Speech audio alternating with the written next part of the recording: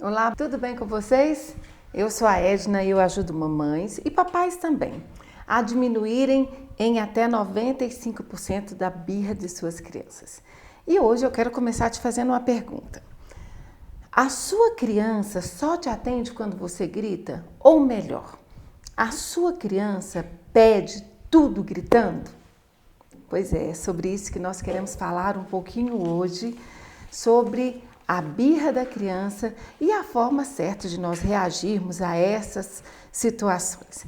Bom, primeiro eu quero pedir o pessoal do YouTube, o pessoal do Instagram, o pessoal do Face, para, independente aí de onde você está aí, de acordo, aliás, de onde você está aí, para você se inscrever aí no canal do YouTube, para você ativar esse sininho aí, dar uma curtida aí, o pessoal do Instagram também, o pessoal do Face, aperta esse aviãozinho aí, compartilha com alguém que você sabe que precisa ouvir isso que nós vamos falar aqui hoje. E aperta esse coraçãozinho aí, porque a inteligência do Instagram, ela entende que esse assunto é importante quanto mais nós apertamos esse coraçãozinho ou compartilhamos com alguém. Eu quero começar já conversando sobre o assunto tão importante, né? Eu comecei perguntando aqui sobre se o seu filho reage a tudo gritando, né? Na verdade, o que eu quero falar hoje? Eu quero falar sobre um lado da birra, uma questão da birra que é muito importante a gente estar conversando.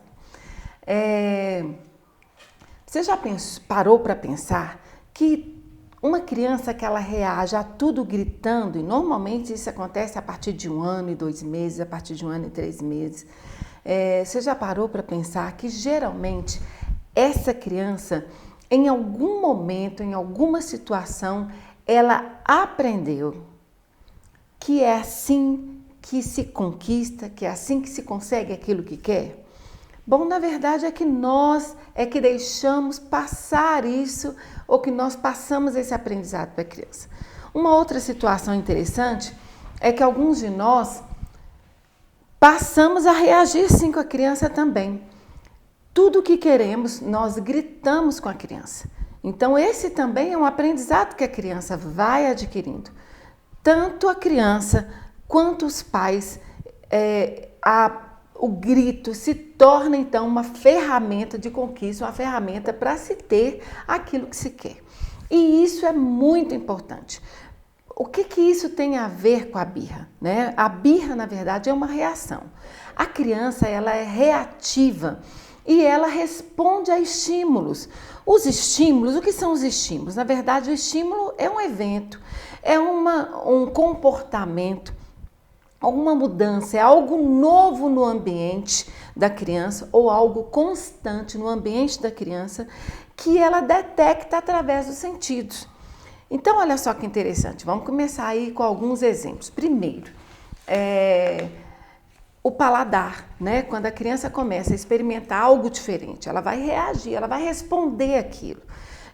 A audição, um estímulo, por exemplo, se há um excesso de estímulos, a criança vai reagir.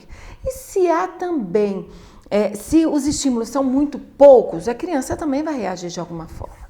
Por exemplo, um exemplo de um estímulo positivo é quando você coloca na visão da criança um livro, é um estímulo positivo e aquilo está acessível à criança. A criança passa e tem o acesso àquele livro e o livro ele sempre será um estímulo para a criança de alguma forma.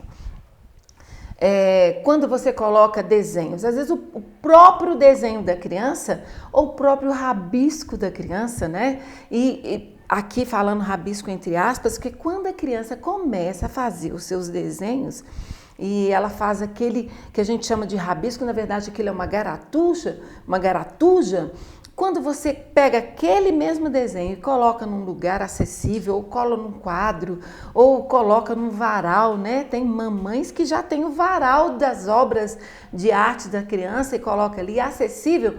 Aquilo é um estímulo para a criança. A criança está vendo. A criança, quando tem um quadro, quando tem mesmo algum bibelô, alguma coisa no berço, desde bebê, né? Há tantas controvérsias sobre esses bibelôs, sobre esses enfeites que ficam em cima do berço. Na verdade, são estímulos. Esses estímulos, de certa forma, eles são positivos, a criança está tendo acesso. Você já parou para perceber que essa criança está sempre quietinha, ali, no quarto, a casa, todo mundo falando muito baixinho. E quando a criança vai em um ambiente onde há uma exposição, e onde há muitos livros, onde há muitos desenhos, a criança fica toda agitada, ela está sendo estimulada, ela é super estimulada naquele ambiente, naquele lugar. E isso é positivo até certo ponto, isso é muito positivo. Um outro exemplo de um estímulo que é ruim, a música sempre será um estímulo positivo, mas dependendo da forma que a criança é exposta à música, quando a música é constante e dependendo do volume da música, isso quando começa a acontecer, está sempre acontecendo, as músicas estão sendo sempre repetidas, o ritmo das músicas, isso pode ser, até um certo momento, isso pode ser negativo. A criança começa a ficar estressada, o barulho é alto demais e até a criança tem um nível que ela pode ouvir. Então a gente precisa pensar no estímulo, ele precisa ter uma quantidade adequada de estímulos, a criança precisa ter. Então existe um momento em que os estímulos são positivos e existe um momento onde esses estímulos, eles quando não vêm na quantidade adequada, eles se tornam negativos. A criança precisa ser estimulada, a criança precisa ouvir na medida certa, ela precisa ver na medida certa, ela precisa falar na medida certa. E é por isso que quanto mais os pais conversam com a criança, os pais contam histórias, a criança é estimulada com as falas, com as músicas, com as histórias, tudo isso faz com que essa criança, então, tenha acesso a uma quantidade de palavras que vai favorecer a fala dessa criança e vai ser uma ferramenta, um acesso, vai facilitar o acesso da criança à leitura e à escrita. Então, os estímulos são importantes. Agora, quando os pais se preocupam em cuidar dessa criança, assim, olha, eles dão a alimentação, né? O banho na hora certa, a criança tem os cuidados, mas falta o carinho. Você já viu criança assim? Ela tem a roupinha, ela anda limpinha. Tem meninas que são verdadeiras, né? Bonequinhas, assim, sempre arrumadinhas, mas são as crianças onde elas não têm o carinho dos pais, onde ela não é ouvida, onde ela não ouve os pais falarem, onde ela não tem aquele cuidado, não existe uma troca afetiva. Isso quer dizer que faltam estímulos para esse afeto, para esse vínculo que precisa ser consolidado entre a mamãe e o papai, ou a mamãe e a criança, o papai e a criança. Então há uma falta de estímulos e isso é negativo. E a criança, ela vai fazer o quê? Diante desses estímulos, na quantidade certa ou quando faltam esses estímulos, a criança vai reagir. E muitas vezes há essas reações descontroladas da criança, as quais nós chamamos de birra da criança, né? Essas reações, elas vêm exatamente como respostas àquilo que a criança está sentindo. Muitas vezes a criança na escola e às vezes em casa, ela é agitada demais porque ela está respondendo a estímulos. Então preste atenção, muitas vezes a criança vai reagir descontroladamente ou a birra da criança é uma reação daquilo que está acontecendo no ambiente da criança. E o que a gente faz? Como nós não aprendemos a lidar com a birra da criança, porque a gente entendeu sempre que a birra da criança, o que é? A birra da criança é falta de couro, não é isso? A birra da criança na verdade, a criança que ela não sabe, quer exigir, ela quer manipular. Então a gente precisa, até isso a gente precisa entender. Que muitas vezes a birra da criança, ela está exigindo, ela está clamando por carinho, por atenção dos pais, e ela vai reagir dessa forma. Entendeu por que é importante a gente entender por que essas reações da criança? Mas tem também um momento em que a reação da criança, em que essa birra é um aprendizado.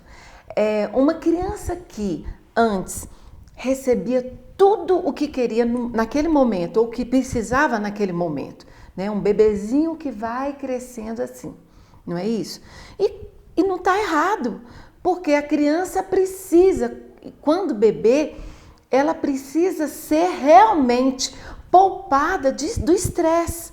Então, quanto mais nós atendemos a criança no momento correto, ou a gente tem uma rotina adequada para essa criança, mais isenta ela vai ser do estresse e melhor vai ser esse desenvolvimento da criança. E aí você vai ver realmente a criança chorar muito menos, ser exposta a um estresse desnecessário. E você sabe que o estresse, ele traz uma carga de neurotransmissores que vão aí atrapalhar esse desenvolvimento da criança, porque vão baixar a imunidade da criança e vai expor essa criança a algumas doenças. Entendeu? Por que a gente precisa entender, então, na verdade, os gatilhos, ou seja, o que está provocando essas reações na criança, até para a gente entender por que essas reações. E aí a gente vai trabalhar, então, nos gatilhos, a gente vai trabalhar naquilo que está provocando a birra dessa criança. E olha só, quando a gente fala então sobre o aprendizado, a birra no aprendizado, a gente está falando dessa criança que trouxe mesmo esse aprendizado. O que eu preciso, eu choro e eu tenho. E a criança, à medida que vai crescendo, ela vai adquirindo uma autonomia, não é isso? A criança com 1 ano e 3 meses, com 1 ano e meio, com 2 anos, ela vai adquirindo autonomia e tá tudo muito acessível. Ela quer tocar em tudo, ela quer pegar em tudo, ela quer experimentar tudo. E antes tudo podia. E tudo que ela quer, ela chora e ela consegue. E diante dos impedimentos, né? Diante daquilo que o pai vem e diz, não, isso não pode, isso aqui é perigoso, a criança começa a fazer o quê? Ela começa a chorar, ela começa a gritar cada vez mais e ela se manifesta aí através da birra. Então tem a birra através de um aprendizado. A gente detectar como a mamãe e como o papai, detectar o que então está sendo o gatilho dessa birra para a gente poder trabalhar da forma certa. Para a gente entender. E quando a gente está falando do aprendizado das emoções, eu quero deixar um outro exemplo para você. Por exemplo, a sua criança bate no coleguinha porque o coleguinha veio e tomou o brinquedo da mão dela, não é assim? Ela bateu na outra criança. Bom, e aí você vai e corrige a criança da forma que for aí, que você costuma fazer, você corrige a criança por quê? Por causa da reação dela, não foi isso? Ela reagiu porque a criança tomou o brinquedo dela. Então ela foi lá e agrediu o colega, ela reagiu de uma forma descontrolada, tá certo? Você precisa trabalhar essa reação. Mas preste atenção numa coisa. A criança reagiu assim por causa da raiva, não é isso? Ela ficou frustrada porque alguém tomou o brinquedo dela, aquilo que era dela. Bom, você corrigiu, você trabalhou a reação da criança, mas pensa bem, pensa aqui comigo. A raiva que causou aquela reação da criança, ela nem sequer foi citada. Você não trabalhou isso, né? E a criança não sabe lidar com a raiva. E ela lida através do descontrole, né? Então preste atenção, às vezes até você cresceu e continua agindo assim, de forma descontrolada, porque você não aprendeu a lidar com a raiva. E como a gente não sabe lidar com a birra da criança, a gente vai trabalhar somente na reação e não vai trabalhar no gatilho, aquilo que está provocando. E é isso que eu quero chamar sua atenção hoje. né? É isso que eu quero chamar a sua atenção. Trabalha então. O que nós precisamos? Trabalhar os gatilhos, ou seja, as causas da birra da criança. E aí, quando você entende que essas reações da criança, que a criança é reativa e que muitas vezes as reações estão no ambiente ou estão no fato da criança não saber lidar com a emoção, quem é que vai ensinar a criança a trabalhar isso? A lidar com essa emoção, a lidar com essa raiva ou a lidar com essa frustração vai ser você, mamãe. Você, papai. E à medida em que a criança vai crescendo e ela vai alcançando, ela vai adquirindo outras formas de reagir a essas frustrações e a essas emoções descontroladas que vão surgindo aí. E se nós ficarmos atentos, se você ficar atento, você vai então ensinar a criança a trabalhar da forma certa com essas emoções que vão surgindo. E por que isso é importante, Edna? Porque a emoção é uma reação química, ela vai vir o tempo todo, à medida que a criança vai crescendo, as emoções vão aparecendo. E é por isso que eu falo no Birra Sem Erro, que é um método que eu criei, está aí na internet disponível, é por isso que eu falo 95%, porque a emoção ela vai vir e até a criança entender que essa é uma emoção, ela é preciso de um processo, a emoção vai vir o tempo todo, a emoção ela acontece, o que nós precisamos é trabalhar, é ensinar a criança a trabalhar com a emoção. Então, preste atenção, você, papai, você, mamãe, como é que você reage nesses momentos? Você reage dando aquilo que a criança quer nesse momento de descontrole dela? Como é que você reage? Ou você então bate, ou você fica irado e você começa a dar castigos, e alguns castigos que eu já ouvi muitos papais e as mamães falando, eu não gosto de usar essa expressão castigo, eu sempre falo consequências. E às vezes você faz isso e diz, olha, você não está merecendo carinho, você não está merecendo abraço, porque você está fazendo assim ou fazendo assado, não é isso que nós fazemos normalmente? E você priva a criança de uma coisa que vai provocar outras e outras birras, que é exatamente a falta do carinho, a falta de atenção. Carinho e atenção não podem, a falta deles não podem ser castigo, porque eles são uma necessidade básica da criança. A criança precisa do carinho, ela precisa da atenção dos pais. E isso vai trazer um equilíbrio emocional nas emoções da criança. E olha só, e muitas vezes você, mamãe, você, papai, reage da mesma forma. Aí eu vou voltar lá para o início. Porque diante da birra da criança, muitas vezes você reage gritando, você reage batendo ou cedendo às exigências dessa criança, aquilo que essa criança quer. Ela está diante de uma emoção, de uma reação descontrolada e você também reage de uma forma descontrolada. E com quem é que essa criança aprende a reagir assim? Com você.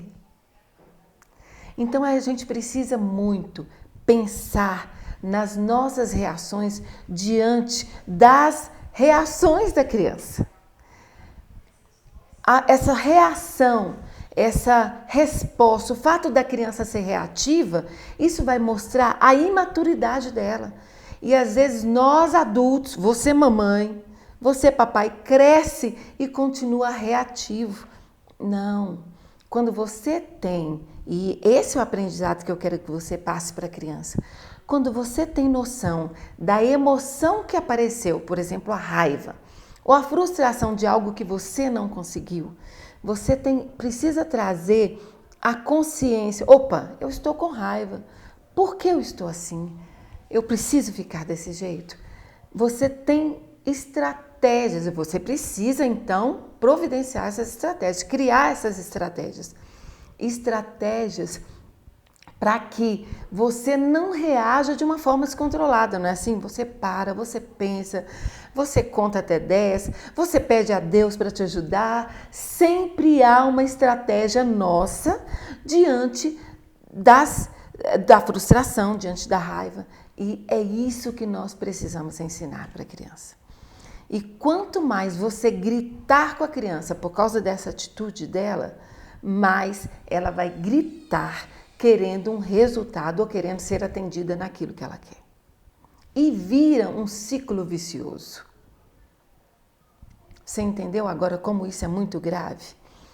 Você precisa acreditar, mamãe, e você precisa acreditar, papai, que a sua voz, que a voz da mãe, a voz do pai, a tonalidade da sua voz é que vai ser o equilíbrio, ou seja, o regulador das emoções da criança. Você já pensou como isso é importante? Então, eu vou te deixar algumas dicas aqui rápido. Como é, Edna, que eu vou resolver isso então? O que fazer então? E eu quero te dar umas dicas hoje para você, mamãe, para você, papai. Primeiro, para você trabalhar com você, para então trabalhar com a criança. Se na sua casa isso tem acontecido constantemente, tantos gritos, tanto da mamãe, do papai quanto da criança, então eu quero te deixar essas dicas. Primeiro, desconstrua esse aprendizado na mente da criança.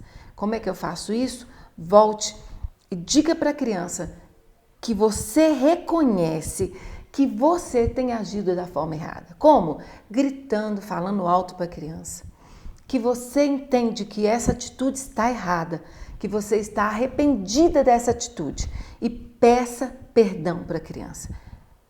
Pedir perdão não é sinal de fraqueza. Você não imagina o aprendizado que você está deixando para a criança com essa atitude. Então, guarde isso para você. Pediu perdão? E diga que você não vai agir mais dessa forma. E diga firmemente para a criança que você vai mudar e que as coisas vão mudar nessa casa. E agora, você vai então passar essa situação para a criança.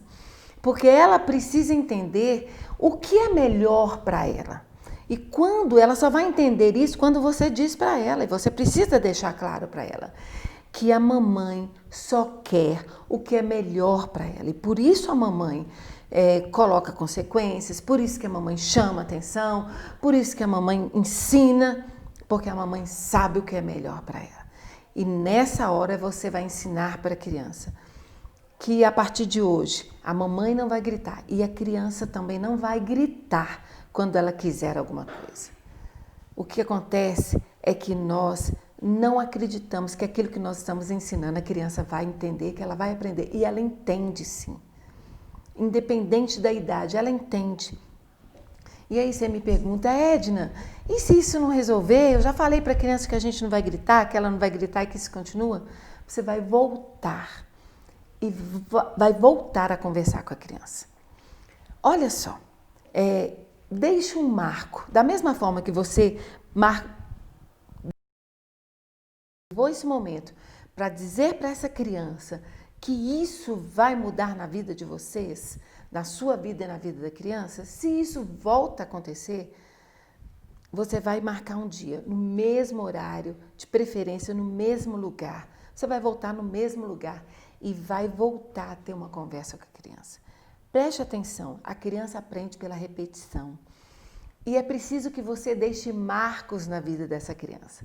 Deixa eu te mostrar o que é um marco, de um exemplo para você deixar bem claro, para você entender. Eu me lembro que a minha mãe, quando nós estávamos fazendo alguma coisa errada, minha mãe nos levava para o quarto.